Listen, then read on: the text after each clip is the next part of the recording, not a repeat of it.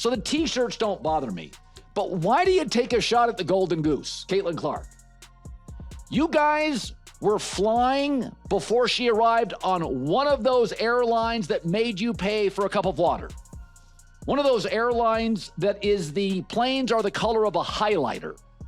Now you're flying. Just when it felt like the sports world might finally embrace Caitlin Clark without asterisk or agenda, Colin Cowherd threw a grenade into the echo chamber.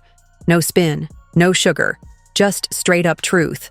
While most of the media dances around the uncomfortable reality, Cowherd said what plenty of fans have been thinking. The treatment of Caitlin Clark has been anything but fair. The narratives, the shade, the double standards, he called it all out. And suddenly, the polite applause turned into awkward silence. Because when truth hits that hard, there's no dodging it. Fan base. These players are so damn pissed off that there's one player that has sparked all of this. Attendance, ratings, viewership, gate revenue, all this. Not only that, but they set back. She makes a dig like this after literally just seeing All-Star Game tickets dropped by 50% in value. They literally went from an average walk-in price of $121 to 64 bones. $64 to get in once Caitlin Clark's injury came out that she wasn't going to play.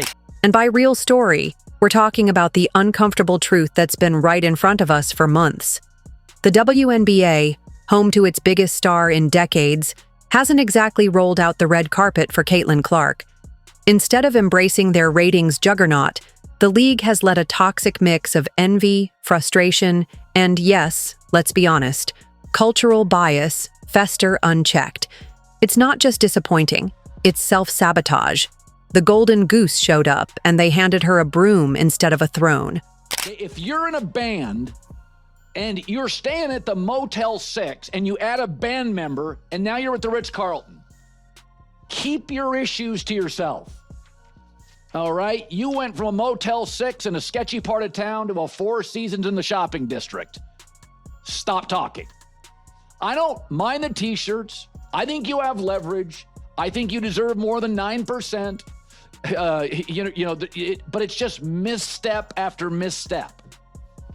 It's time to grow up, girls. Like fast. Like this is the player that got you off the airline that was bright yellow. Right? She got you an upgrade to a better hotel as a band member. So I do. Colin Cowherd, a veteran voice in sports media known for cutting through the noise, finally said what others wouldn't dare. On a recent episode of The Herd, Cowherd pulled back the curtain on what's really fueling the backlash against Iowa's breakout star. It wasn't just criticism, it was a spotlight on the league's unspoken resentment. And Colin Cowherd, he's got the biggest radio show in the country. A guy that he could lose all the bets 2 years ago. He could lose all the bets. Maybe this side of being at gunpoint 2 years ago, this man is not talking about the WNBA. But he has come out and he has talked about the fact that Caitlin Clark is the one that's moving the needle. Caitlin Clark has made him reevaluate the way he takes vacation during the off football. There's obviously a component here, Cowherd stated. And just like that, he cracked open a door the sports world's been trying to deadbolt shut. This wasn't clickbait. This wasn't performative outrage. This was a seasoned analyst, someone who's built a career on decoding the mindset behind the game, finally admitting what the stats, fan reactions, and player behavior have been signaling for months. Cowherd didn't just hint. He confirmed the uncomfortable truth everyone else keeps dancing around. It's only going to get more profitable as women's basketball gets better, as the Caitlin Clark momentum train gets bigger. I mean, this year, she's not playing well. She's hurt. She's not there for all the games. So this is actually not as great as it could be. Like Michael Jordan, hurt year 2, next 12 years were legendary. That's what it's going to be. So I think they deserve a big raise, maybe not 50% of revenues, because NBA stars, there's a lot of them, and they move the needle. The WNBA stars, well, there's one. The proof? It's loud and unignorable. When WNBA players cast their all-star votes, they placed Caitlin Clark. Yes, the very player who turned empty seats into sold-out arenas, 9th among guards, 9th, not top 3, not even top 5. She was slotted behind players who couldn't sell out a driveway, let alone an arena. That's not just oversight, that's a statement. And it reeks of something deeper than basketball. So crazy. And part of this is their way to like I said, middle finger Caitlin Clark supporters and her fans. And I mean, sometimes I wonder, are they hoping for the soundbite? I don't get it. But it makes them look absolutely terrible. They thought they were going to come into the league and capture everybody's imagination. And I was a hot shot coming in from college. Watch me, the ratings are about to take off. A'ja Wilson walked in, and it wasn't even a bleep on the radar. If you are enjoying, please leave a like and subscribe our channel. Let it marinate for a second. Fans, the people who buy the tickets, stream the games, and drive the revenue, voted Caitlin Clark the number one. One guard with a historic 1.3 million votes. The media, tasked with evaluating talent on merit, placed her third, but her fellow WNBA players, they ranked her ninth, behind guards who haven't sold out a single arena, haven't moved ratings, and haven't brought in national sponsors. As Colin Cowherd said, the pettiness has no bounds. But this isn't just pettiness. It's willful ignorance. It's jealousy.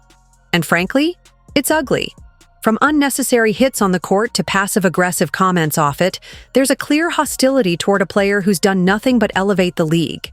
At some point, it stops looking like competition and starts to resemble resentment. The numbers, the behavior, the silence. It all speaks volumes. Caitlin Clark finished 9th in player voting. In fact, she finished behind one of her own teammates in player voting for the All-Star game. The pettiness has no bounds. But it's interesting, for years, the WNBA players were pointing fingers. They were saying people are sexist, the media is sexist, we're not being promoted, we're underappreciated. And then they get the golden goose, and they don't like what it looks like. Caitlin Clark began her pro career with an almost mythical level of durability. At Iowa, she played 139 straight games without ever missing time due to injury. In her WNBA rookie season, she suited up for all 42 games, including the playoffs, flawless attendance, 0 setbacks. But that streak came crashing down in year 2. Suddenly, the league's most reliable star was missing games at an alarming rate. 10 absences in a single season. 3 separate injuries, a left quad strain, a left groin tweak, and now a right groin issue, have reduced basketball's Iron Woman to a revolving door in the injury report. The same player once praised for her toughness and resilience is now sidelined more often than she's suited up. It's not just concerning, it's baffling.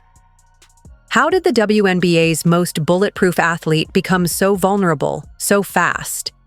And that's what we was saying, like, y'all don't think, like, all that hacking her and fouling her nonstop, all, like, y'all should have just, like, y'all, like, it wasn't smart for it. Like, y'all have the negotiations now. Like, y'all are negotiating now. Why would y'all want her to be out and it reflecting the numbers? Like, why would... This dramatic shift from historically injury-free to constantly sidelined isn't happening in a vacuum. It's occurring in a league where opposing players have admitted they approach Clark differently than any other player. As one analyst noted, A'ja Wilson right now is not getting picked up full court. They treat Caitlin Clark different. They approach Caitlin Clark different. Caitlin Clark, for 2 years straight in the WNBA, has been picked up from full court, and she has been treated different. The physicality to her has been different. The targeting is so obvious that legendary UConn coach Gino Auriemma felt compelled to speak out, stating unequivocally that Clark is being targeted with physical play that goes beyond normal rookie treatment. I don't remember when Michael Jordan came into the NBA, guys looking to go out and beat him up, Auriemma noted. I don't remember when Larry Bird and Magic Johnson came in the league and elevated the NBA, them getting targeted and getting beat up just because of who they were and the attention they were getting. The women's game is actually fun to watch until you see three women, basically box in Caitlin Clark and take a shot. Just boom. What is that about? And then you see the WNBA officials who completely disregard it, just walk, just like it didn't happen. I mean, I've seen moves by these women that look like lamb beer on Bird, and there's not even a foul called, much less a guy being thrown out. But here's where Cowherd's analysis becomes particularly sharp. This isn't just about basketball. This is about what Clark represents, a young, white, straight woman from America's heartland who has become the face of a league traditionally dominated by Black and LGBTQ+ athletes. As one academic analysis put it, Clark has become male sportscasters' proxy in a league built primarily by Black and LGBTQ athletes whom the mainstream felt fine skimming over in the past. The uncomfortable reality that Cowherd exposed is that many WNBA players and establishment figures seem more angry about who's bringing success to their league than grateful for the success itself. They wanted to fly private. They wanted to be more popular. They wanted a better deal in the CBA, which they'll get. They wanted sold-out arenas. They got it. Cowherd explained. They just don't necessarily think it should be this. And the fans are starting to notice. The targeting has become so blatant that even Clark's most ardent supporters are questioning whether the WNBA deserves their golden goose. Social media is filled with fans documenting the double standards, the missed calls, and the obvious bias against Clark. There's obviously a racial component here. The WNBA players, they just don't like what the wave looks like. They wanted to fly private. They wanted to be more popular. They wanted a better deal in the CBA, which they'll get. They wanted sold out arenas. They got it. They don't necessarily think it should be this. But again, you can't fight it. You just never know what success. What makes this particularly devastating is that mainstream analysts, people like Cowherd who traditionally avoid controversial topics, are now forced to acknowledge what's happening. Dick Vitale, ESPN's legendary college basketball analyst, called the All-Star voting results absolutely pure jealousy. Michelle Tafoya labeled it an activist vote by the women of the WNBA, who simply cannot stand her success. Even more damning is the pattern of behavior from WNBA officials and referees. Video after video shows Clark absorbing contact that would result in flagrant fouls for other players, only to have officials treat it as common fouls or no calls entirely. When she shows the slightest emotion after missing a shot, she's immediately assessed technical fouls, while opponents can shoulder check her without consequence. Paul George, the NBA superstar, perhaps put it most diplomatically when he explained the psychology behind the resentment. These girls have been grinding to grow the game of basketball in the WNBA. They've been grinding to grow the sport, to the world, the viewerships. They've been grinding for all of this. And then you have this girl that comes along from college and is an instant change. She's handed pretty much being the face of the league. Hates Caitlin Clark. She is a white girl in a predominantly Black league who's better than all of them. Even with everything that's going right now with the Pay Us What You Owe Us shirt, you saw Kelsey Plum at the end of it tattletale basically and bring out Caitlin Clark about her team not being there. So there's always... But here's what George and others fail to grasp. Nothing was handed to Caitlin Clark. She didn't inherit hype. She earned it. Every headline, every highlight, every packed arena is the result of record-shattering performances, ice-cold clutch moments, and a relentless work ethic that carried her through 139 straight games at Iowa without a single injury. The narrative that she still needs to earn respect from players who've never drawn her level of impact isn't just absurd, it's insulting. What Colin Cowherd called out wasn't basketball critique. It was the resentment bubbling beneath the surface. Resentment that the WNBA's most visible superstar doesn't fit a pre-approved mold. Basketball icon Nancy Lieberman even urged WNBA players to rally around Clark, saying, "If she's the cash cow right now, embrace it. Don't be petty." But the pettiness? It's alive and well, and now it's taking a toll. Clark's recent injury came during a stretch where she was leading Indiana to real wins, flashing the brilliance that made her a household name. And instead of protecting that, the league let the excessive contact and targeted defense continue unchecked until her body gave out. This isn't about toughness. It's about a culture that punishes success when it comes in the wrong package. The league loses over $40 million a year and has never profited in its 28-year history. Caitlin Clark is the only one that has brought some relevance to the game, and it's still unwatchable. I don't care who you are. If you say otherwise, you have no credibility. This is more like a rec league. They should be paying $100 per person. The only difference with their rec league is we are forced to watch it and hear about it on news media outlets all the time. The most infuriating part is that the WNBA's own commissioner, Kathy Engelbert, continues to downplay the obvious targeting, suggesting that criticism of the physical play is just fans looking for the outcome they want. This is the same commissioner who has watched her league's biggest star go from historically injury-free to constantly sidelined while opposing players admit they treat her differently than anyone else. As Cowherd noted, this is the league's golden goose, and they're systematically allowing her to be brutalized. You guys were flying before she arrived on one of those airlines that made you pay for a cup of water, Cowherd explained to WNBA players criticizing Clark. And now you're flying private. Keep your issues to yourself. The tragedy is that we're watching one of the greatest basketball talents of any generation being systematically worn down by jealousy, resentment, and bias that has nothing to do with basketball and everything to do with identity politics. Clark went from being an iron woman who never missed games to someone whose body is breaking down under the constant targeting and physical abuse. But nobody was watching. I seen them Asia Wilson ratings. I seen the ratings on your supposed superstars. 400,000 viewers. 329,000 viewers. The big three was whipping the shit out of the WNBA on ratings for a good while. I mean, sometimes tripling the WNBA up. I've seen big three ratings where they're getting, 6, 7, 800,000 viewers on it. And before Caitlin Clark come around, they wasn't sniff. What Cowherd brought to light isn't just uncomfortable, it's a damning critique of everything the WNBA claims to stand for. This is a league that preaches growth, empowerment, and unity, yet when a generational talent like Caitlin Clark delivers on every one of those promises, the response from within has been anything but supportive. Instead of appreciation, she's met with cold shoulders, eye rolls, and thinly veiled hostility. The fans have noticed. The media is slowly catching up, and voices like Colin Cowherd are now saying out loud what's been simmering for months. This goes beyond basketball. It's about insecurity, image politics, and gatekeeping, and it's doing real harm, not just to Clark, but to the league's momentum.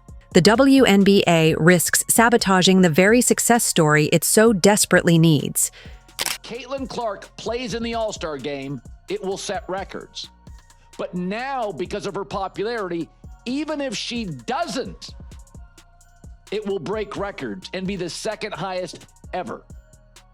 Only beaten by the time she played in it. The real question now is whether the WNBA will wake up and heed voices like Colin Cowherd's before they squander the once-in-a-generation opportunity Caitlin Clark has handed them.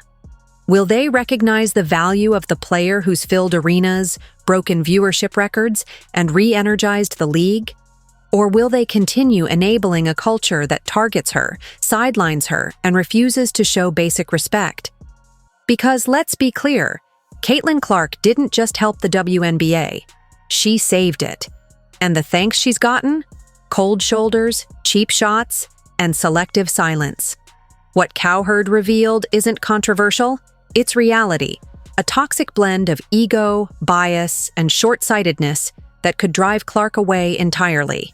If that happens, the league won't just lose a star, they'll lose the one player who made the world stop and watch. And that kind of magic doesn't come around twice. If you enjoyed leaving a like and subscribing, more videos are on the screen now.